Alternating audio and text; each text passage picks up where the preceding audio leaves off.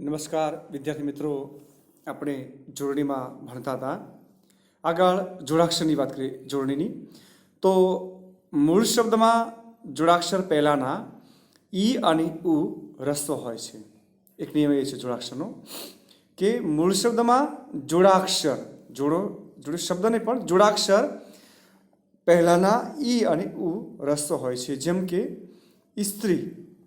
હવે સ્ત્રી છે એ જોડાક્ષર છે. સ્ત્રી એ જોડાક્ષર છે. તો સ્ત્રી પહેલાંના ઈ કે ઉ, તો સ્ત્રી પહેલાં ઈ, તો ઈ કેવો છે? અહીં રસ્વ છે. કિસ્સો તો સો જોડાક્ષર છે, તો કી છે એ રસ્વ છે. તો એ નિયમ પ્રમાણે મૂળ શબ્દમાં જોડાક્ષર પહેલાંના ઈ અને ઉ રસ્વ હોય છે. તો સ્ત્રી, કિસ્સો, ચિઠ્ઠી, જિલ્લો, ડિગ્રી, પિસ્તા, રિક્ષા, લિફ્ટ, લિજ્જત, નિશ્વાસ, 45 વગેરે. હવે ઉની વાત કરીએ આપણે. ઉલ્લુ. તો લુ શબ્દ છે, લુ અક્ષર છે, તો એ લુ અક્ષરનો પહેલા જે ઉ છે એ રસ્વ છે. કુસ્તી. તો સ્ત્રીમાં સ્ત્રી છે, તો એ સ્ત્રીની આગળ કુ છે, તો એ પણ રસ્વ છે. તો મૂળ શબ્દના જોડાક્ષર પહેલાંના ઈ અને ઉ રસ્વ હોય છે. ઉલ્લુ, કુસ્તી, ગુસ્સો, ફુગ્ગો, મુઠ્ઠી, તુક્કો, સુથા, સુસ્તી, મુશ્કેલી, ઉજ્જડ, હુન્નર, ઉશ્કેરાટ વગેરે. બરાબર. નોંધ. તો અહીં સ્ત્રી, જિલ્લો, ડિગ્રી, લિફ્ટ, ગુસ્સો, ઉલ્લુ, હુન્નર વગેરે જેવા અન્ય ભાષી શબ્દો પણ ગુજરાતી જોડણીના નિયમોને સમાંતર જોડણી ધરાવતા હોવાથી તમે સરળતાથી યાદ રાખવા તેની નોંધ લઈ શકો. એ માટે અહીં એ નોંધ્યા છે. વાત કરીએ આપણે અનુસ્વારની. અનુસ્વાર એટલે કે બિંદી, ટપકું. બરાબર. તો અનુસ્વાર નાસિક્ય સ્વરનો નિર્દેશ કરવા માટે પ્રયોજાય છે. અનુસ્વાર એ નાસિક્ય સ્વરનો નિર્દેશ કરવા માટે પ્રયોજાય છે.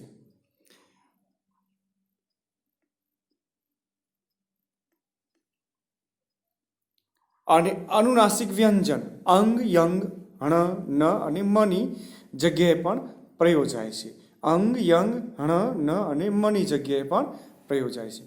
અનુનાસિક વ્યંજનના નિર્દેશ માટે પ્રયોજાય ત્યારે તે વર્ગના વ્યંજન સાથે તે જોડાક્ષરના ભાગ રૂપે હોય. જેમ કે ચંદ્ર, તો ચ ન દ્ર, ચંદ્ર. કિંમત, તો કી મ ત. પરંતુ આંસુ, તો આંસુ કે આમસુ નથી હોતું. બરાબર ને? આપણે આંસુ બોલીએ છીએ પણ આંસુ બોલતા નથી. કારણ કે ચંદ્ર લખાય ત્યારે ખરેખર તેના વર્ગના અનુનાસિક વ્યંજન સાથે ચંદ્ર બોલાય છે. ચંદ્ર લખાય ત્યારે ખરેખર તેના વર્ગના અનુનાસિક વ્યંજન સાથે ચંદ્ર બોલાય છે. અથવા કિંમત લખાય ત્યારે ખરેખર તેના વર્ગના અનુનાસિક વ્યંજન સાથે કિંમત બોલાય છે. જ્યારે આંસુમાં સ્વર પોતે જ નાસિક્ય છે. આંસુ તેના નાસિક્યપણાને કોઈ વર્ગના વ્યંજન સાથે આપણે જોડતા જ નથી. તેથી ચંદ્ર, કિંમત આદિ બોલતી વખતે જોડાક્ષરની જેમ ઉચ્ચારણમાં થડકો લાગે છે, જે આંસુમાં નથી લાગતો.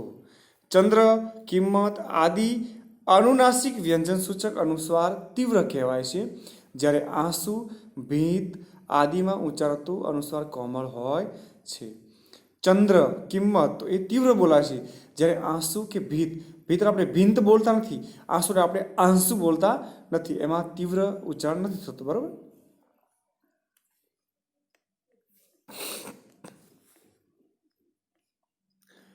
તીવ્ર અનુસ્વાર ધરાવતો શબ્દ જોડાક્ષરનો નિયમ ધરાવે છે. તેથી તેમાં પૂર્વેનો સ્વર રસ્વ સ્વર લખાય છે. એક નિયમ એવો છે કે ભાઈ તીવ્ર અનુસ્વાર ધરાવતો શબ્દ જોડાક્ષરનો નિયમ ધરાવે છે. તેથી તેમાં પૂર્વનો સ્વર રસ્વ સ્વર લખાય છે. જેમ કે બિંદી, સિંધી, હિન્દ, જિંદગી, ઠીંગુજી, લીંબોળી, સિંગડું, સિંધવ, હિંડોળો, હિંમત વગેરે. તો તીવ્ર અનુસ્વાર ધરાવતો શબ્દ જોડાક્ષરનો નિયમ ધરાવે છે. તો જોડાક્ષરનો નિયમ ધરાવે છે. તો બિંદી, તો બી અને દી વચ્ચે ન જોડાક્ષર થાય છે. તો બિંદીમાં તો ની છે, તો ન અને દી એની વચ્ચે એની આગળ આપણે બી છે, તો એ પૂર્વનો જે સ્વર જે આવે છે તો આપણે એને રસ્વ સ્વર લખીએ છીએ. તો બિંદીમાં બી, તો એને રસ્વ લખાય. સિંધીમાં સી, હિન્દમાં હી, એવી રીતે. બરાબર. તો હવે ઉની વાત કરીએ તો કુંજો, કુંભ, બુંદી, ભૂંડ, ઉંદર, ઉમરો, ઉમર, કુંડળ, કુંદન, કુંભાર, ગુંજાસ, ગુંદર, ગુંબજ વગેરે. તો આ જે શબ્દો છે જોડાક્ષરનો નિયમ ધરાવે છે. તો જોડાક્ષર નિયમ ધરાવે છે, તો તેથી તેમાં પૂર્વના જે સ્વર છે એ બધા રસ્વ સ્વર લખાય છે. આ શબ્દને ઉચ્ચારતા બિંદી, લીંબોળી, કુંભ, ગુંદર અને એમ જુદું ઉચ્ચારાય છે તેવો ખ્યાલ આવશે. તેથી બી, લી કે કુ, ગુની સ્વર માત્રા રસ્વ છે. પરંતુ નાસિક્ય સ્વર સૂચક અનુસ્વાર હોય ત્યારે તેના ઉચ્ચારણને કોમળ ગણાવાય છે. તેની પહેલા આવતા ઈ ઉ દીર્ઘ હોય, જેમ કે છીક, પીછી, ભીત, રીછ, ખીટી, વીટી, વીછી, રીંગણ, લીપણ, હિંચકું, ઝીંડવું, પિંજરું વગેરે. બરાબર.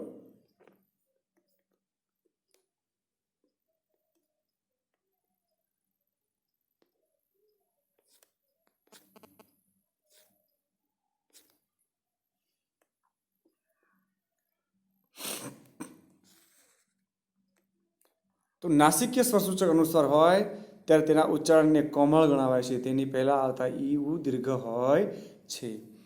છીક, પીછી, ભીત, રીછ, ખીટી, વીટી, વીછી, રીંગણ, લીપણ, હિંચકો, ઝીંડવું, પિંજરું વગેરે. બરાબર ને.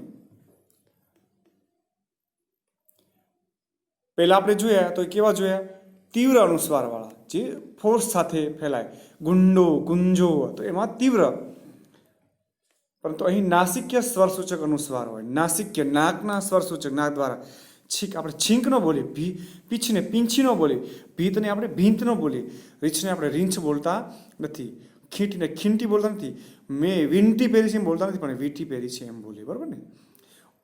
ઊંટ, ઊંઘ, ખૂંટ, ગૂથ, ઘૂંટ, ટૂંક, છૂંદો, સૂંઠ, હૂંફ, સૂંઢ, પૂંછડી, ઊંચું, ઊંધું, પૂંજી, હુંડી, લૂંટારો વગેરે. તો આ શબ્દોને ભીંત કે ગૂંથ ઉચ્ચારી શકાતા નથી. માત્ર હિંચકો અને હિંડોળો બોલી જોશો તો પણ હી અને હીના ઉચ્ચાર વચ્ચેનો ભેદ સમજાય જશે. હિંડોળો ને હિંચકો. બરાબર. આપણે હિંચકો બોલતા નથી, પણ હિંચકો અને હિંડોળો. તો હિંડોળો બોલો છે ત્યારે આપણે તીવ્ર છે ત્યાં જોડાક્ષર લાગે છે. બરાબર ને. ત્યાં હિંડોળામાં જોડાક્ષર લાગે છે, જ્યારે હિંચકોમાં જોડાક્ષર લાગતો નથી. એ કોમળ નાસિક્ય અનુસ્વાર છે. બરાબર ને. અંગ સાધક પ્રત્યેની આપણે વાત કરીએ તો અંગને સાધનારો પ્રત્યય, અંગને સપોર્ટ કરનારો પ્રત્યય.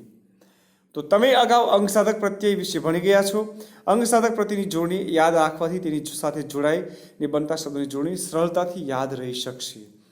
રસ્વ ધરાવતા પ્રત્યયો, પૂર્વ પ્રત્યય એટલે કે તો શબ્દની પૂર્વ એટલે શબ્દની પહેલા લાગે એવા પ્રત્યયને આપણે પૂર્વ પ્રત્યય કહીએ. ઉત સુ તો કથા તો ઉપકથા, ગ્રહ તો ઉપગ્રહ, નામ તો ઉપગ્રહ ઉપનામ, મંત્રી તો ઉપમંત્રી, અંગ તો ઉપાંગ, અંત્ય તો ઉપાંત્ય. તો શબ્દની પૂર્વે લાગે, એની પહેલા લાગે એને પૂર્વ પ્રત્યય કહેવાય. તો ઉપ તો ઉપકથા, ઉપગ્રહ, ઉપનામ, ઉપમંત્રી, ઉપાંગ, ઉપાંત્ય. ઉતની વાત કરીએ તો કંઠ તો ઉત્કંઠા,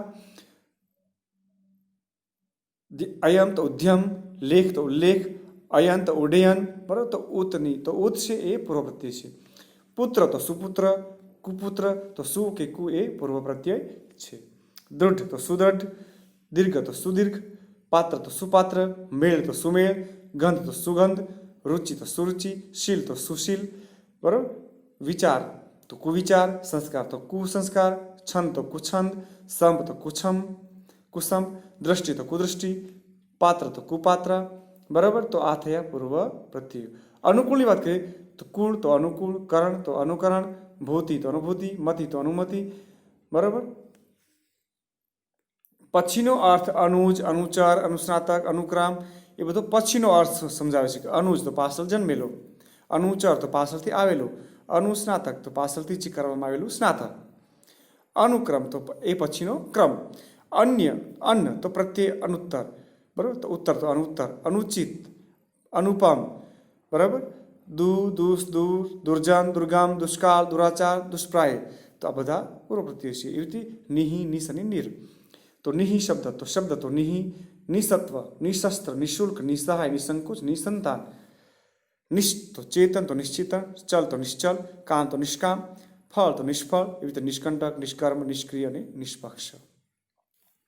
મળ તો નિર્મળ, દોષ તો નિર્દોષ, કુશ તો નિરંકુશ, દય તો નિર્દય, અમીશ તો નિરામિષ, આવરણ તો નિરાવરણ, આશ તો નિરાશ, આશ્રય તો નિરાશ, આહાર તો નિરાહાર, ઉત્તર તો નિરુત્તર. તો નોંધ, સ્વર અને ઘોષ વ્યંજન પહેલા નીર દૂર ઉષ્માક્ષરો પાસે ની દુ ચ પહેલા શ ક પ અને ફ પહેલા શ. વિ તો વિકેન્દ્રિત, વિસર્જન, વિજાતીય, વિદેશ, વિધેય, વિધવા, વિધર્મ વગેરે વિરોધ નકાર આદિ અર્થ ધરાવે છે. તો કેન્દ્રિત તો વિકેન્દ્રિત, સર્જન તો વિસર્જન, જાતિ તો વિજાતીય, દેશ તો વિદેશ, તો વિરોધ અથવા નકાર આદિ અર્થ દર્શાવે છે. વિશિષ્ટ, વિખ્યાત, વિશુદ્ધ, વિજ્ઞાન, વિજય, વિનાશ, વિનમ્ર, વિદ્રોહ વગેરે વિશેષનો અર્થ દર્શાવે છે. કંઈક વિશિષ્ટતા હોય છે. તો ખ્યાત તો વિખ્યાત, શુદ્ધ તો વિશુદ્ધ, વિજ્ઞાન તો વિશિષ્ટ જ્ઞાન, જય તો વિશિષ્ટ જય છે, વિજય, નાશ તો વિનાશ, નમ્ર તો વિનમ્ર, દ્રોહ તો વિદ્રોહ વગેરે.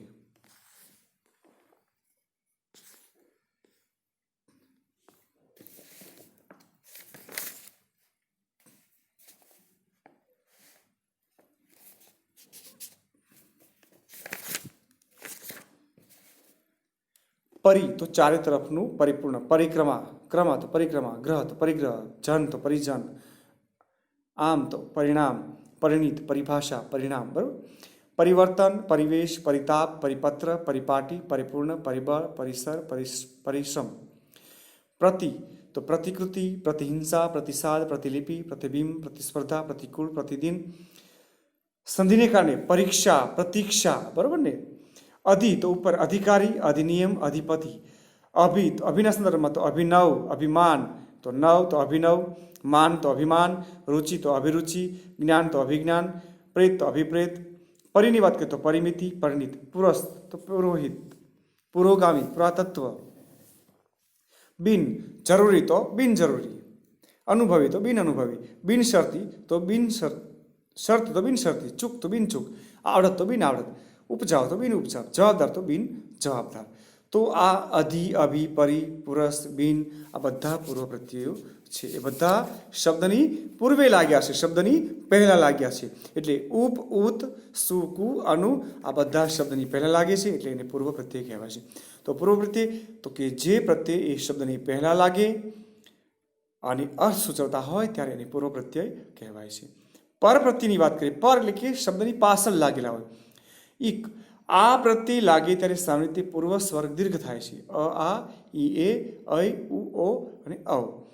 તો અ અને આ સમાજ તો સામાજિક. ઇક પ્રત્યય જો સમાજ તો ઇક, સમાજ વત્તા એક, સામાજિક, સામાજિક, સામાજિક. પ્રમાણ તો પ્રામાણિક, સમય તો સામયિક, શરીર તો શારીરિક. બરાબર. વર્ષ તો વાર્ષિક. ઈ અને એ દ્વિતીય તો દ્વૈતિક, વિજ્ઞાન તો વૈજ્ઞાનિક, દિન તો દૈનિક, સેના તો સૈનિક, વૈદ તો વૈદિક, ઉ અને ઓ ઉદ્યોગ તો ઔદ્યોગિક, ભૂગોળ તો ભૌગોલિક. ક્યારેક પ્રથમ સ્વર દીર્ઘ થતો નથી. ધનિક, પથિક, રસિક, અઠવાડિક, ક્ષણિક અને ક્રમિક. તો ઈકા તો લેખિકા, નાયિકા, બાલિકા, સંપાદિકા, માર્ગદર્શિકા, નવલિકા. તો ઈકા પ્રત્યે પાછળ લાગે છે. બરાબર ને. ઈત પ્રત્યે તો ગણિત, તો ગણ ઈત તો ગણને ઈત પ્રત્યે લાગ્યો. રચને ઈત પ્રત્યે તો ગણિત અને રચિત તો ઈત પ્રત્યે લાગ્યો, શબ્દની પાછળ લાગ્યો. ગણ તો ગણિત, રચ તો રચિત તો ગણને ઈત પ્રત્યે લાગ્યો, ગણિત થયું. ચિત્તને રચને પ્રત્યે ઈત લાગ્યું એટલે રચિત થયું, શબ્દની પાછળ લાગ્યું. ઈલ પ્રત્યય તો ઉર્મી તો ઉર્મિલ, જટી તો જટિલ. ઈષ્ટ પ્રત્યેની વાત તો કનિ તો કનિષ્ઠ, સ્વાદ તો સ્વાદિષ્ટ, ધર્મ તો ધર્મિષ્ઠ. ઈમા તો ગરિમાની વાત તો ગરી તો ગરિમા. ઈય પ્રત્યેની વાત કરીએ તો ભારત તો ભારતીય, રાષ્ટ્રીય, નાટકીય, પૂજનીય વગેરે. તો જોડણીના આ નિયમો જોયા પછી કેટલીક જોડણી સમજવી અને તેથી યાદ રાખવી એ સરળ રહેશે. તમને ખબર છે કે અંગ્રેજી શબ્દની ગુજરાતી જોડણી માટે આવા પણ કેટલાક નિયમો જોડવાથી જોડણી શૈલી લાગી શકે. જ્યાં આઈ આવે ત્યાં રસ્વ આઈ પ્રયોજ છે, જેમ કે પોલીસ, ટાઈપિસ્ટ વગેરે. બરાબર. પોલીસ તો POLICE. બરાબર, પોલીસ. જ્યાં યુ આવે ત્યાં રસ્વ યુ પ્રયોજાય છે, ઉ પ્રયોજ, જેમ કે યુનિટ, સ્યુટ વગેરે. યુનિટ તો UNIT. બરાબર. તો જ્યાં ડબલ ઈ અથવા ઈએ અને IE આવે ત્યાં દીર્ઘ ઈની માત્રા પ્રયોજ છે, જેમ કે સીટ, ફી, બિયર વગેરે. SEET, seat. જ્યાં ડબલ ઓ આવે ત્યાં દીર્ઘ ઉની માત્રા પ્રયોજાય છે, જેમ કે સ્કૂલ, ફૂટ, હુક વગેરે. સ્કૂલ લખીએ તો CHK. બરાબર, સ્કૂલ. SCOO. બરાબર ને, સ્કૂલ. ફૂટ, FOOT, ફૂટ. તો જ્યાં શબ્દના અંતે ઈની માત્રા આવે ત્યારે દીર્ઘ ઈની માત્રા પ્રયોજવી. અન્ય તમામ ઈ રસ્વ માત્રામાં લખાશે, જેમ કે યુનિવર્સિટી, મ્યુનિસિપાલિટી, કમિશનર વગેરે. જ્યાં શબ્દના અંતે ઈની માત્રા આવે ત્યારે દીર્ઘ ઈ માત્રા પ્રયોજવી. તો યુનિવર્સિટી, મ્યુનિસિપાલિટી. બરાબર. અંગ્રેજીના પહોળા અવચનો દર્શાવતા ઓ અવળી માત્રાની ઉપયોગ કરવો, જેમ કે કોફી, ઓફિસ, ઓગસ્ટ. બરાબર ને, ઓફિસ, કોફી પહોળું ઉચ્ચારણ થાય.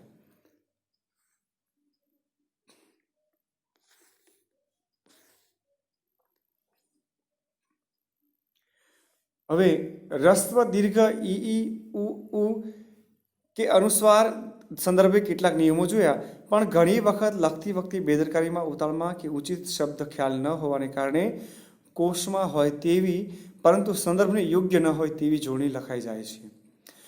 ક્લોરોફોર્મ એટલે શસ્ત્રક્રિયા સમયે દર્દીને બેહોશ કરવા વપરાતી દવા. હવે જુઓ, તમે વિચાર કરો. ક્લોરોફોર્મ નામની દવા છે એ શેના માટે વપરાય છે? તો જ્યારે દર્દીને ઓપરેશન કરવાનું હોય, ત્યારે એને બેહોશ કરવાનો હોય ત્યારે વપરાતી દવા છે. પણ જુઓ અહીં શસ્ત્રક્રિયા. બરાબર ને, તો ક્લોરોફોર્મ એટલે શસ્ત્રક્રિયા સમયે દર્દીને બેહોશ કરવા વપરાતી દવા. હવે એના બદલે જો આપણે કેમ લખાય છે ભૂલથી આપણે, તો એને બદલે આમ લખાય, ક્લોરોફોર્મ એટલે શાસ્ત્રક્રિયા સમયે દર્દીને બેહોશ, બાહોશ કરવા વપરાતી દવા. તો ક્લોરોફોર્મ છે એ શસ્ત્રક્રિયા સમયે દર્દીને બેહોશ કરવા વપરાતી દવા. તો કોઈ પણ દર્દીને જ્યારે ઓપરેશન કરવાનું હોય ત્યારે એને શસ્ત્રક્રિયા કરવા માટે ક્લોરોફોર્મ એ સૂંઘાડવામાં આવે છે અથવા તો ઇન્જેક્શન આપવામાં આવે છે. તો એના બદલે શું લખાય? તો ક્લોરોફોર્મ એટલે શાસ્ત્રક્રિયા. તો શસ્ત્રને બદલે શાસ્ત્રક્રિયા. હવે કોઈ શાસ્ત્રનું ભણવાનું હોય, શાસ્ત્રનું જ્ઞાન મેળવવાનું હોય ત્યારની વાત અહીં થઈ, અને બેહોશ જગ્યાએ બાહોશ કરવાની વાત થઈ. તો શાસ્ત્રમાં બાહોશ કરવાની દવા એટલે ક્લોરોફોર્મ. કોઈ પણ વિદ્યાર્થીને જ્ઞાની બનાવો છે, વિદ્વાન બનાવો છે, એને ક્લોરોફોર્મ સૂંઘાડી દેવાની. તો એ ઉલટાનો એ જ્ઞાની ન બને, પણ એ તો ઊંઘી જાય અથવા તો એ બેહોશ થઈ જાય. એ બાહોશ ન બને, એને શાસ્ત્ર જ્ઞાન ન આવે, પણ એ બેહોશ થઈ જાય, એને મૂર્છા આવી જાય. તો ક્લોરોફોર્મ એટલે શાસ્ત્રક્રિયા સમયે દર્દીને બાહોશ કરવા વપરાતી દવા. તો ધ્યાનથી વાંચશો તો ખ્યાલ આવશે કે એકને બદલે પ્રયોજેલા અન્ય શબ્દ શસ્ત્ર, શાસ્ત્ર આવા અથવા બેહોશ, બાહોશ એ કોષની દ્રષ્ટિએ સાચા છે, શબ્દકોષની દ્રષ્ટિએ એ સાચા છે, પરંતુ સંદર્ભની દ્રષ્ટિએ તો એ ઉચિત અર્થ ધરાવતા શબ્દો નથી. તેથી આ પણ સંદર્ભગત ખોટી જોડણી જ કહેવાય. આવા કેટલાક શબ્દો નીચે આપ્યા છે, ત્યારે લખતી વખતે હંમેશા ધ્યાન રાખવું જોઈએ. જોડણીભેદ, અર્થભેદ જોઈએ આપણે. અકસ્માત. તો અકસ્માત એટલે કે એકાએક અણધાર્યું થઈ જાય. બરાબર, અકસ્માત અણધાર્યો બનાવ. અફળ એટલે અચળ અને નિશ્ચળ. અફળ તો નિષ્ફળ. અભિનય તો અદાકારી. અભિનવ તો તદ્દન નવું. અસ્ત્ર તો ફેંકવાનું હથિયાર. સામે તો અપેક્ષા તો ઈચ્છા, આશા. ઉપેક્ષા તિરસ્કાર, અવગણના. અબજ તો 100 કરોડ દર્શાવતી સંખ્યા. અજબ આશ્ચર્યકારક. એને અજબ રૂપિયા મળ્યા, ભાઈ અજબ ને, એને અબજ રૂપિયા મળ્યા એમ કહી શકાય. અલી તો ભમરો ને અલી તો સખીને સંબોધન. તો એમાં રસ્વ દીર્ઘનો ફેર છે. અસ્ત્ર તો ફેંકવાનું હથિયાર, અને શસ્ત્ર એટલે હાથથી લડવાનું હથિયાર. અંશ તો ભાગ, અને અંશ એટલે વજનનું એક માપ.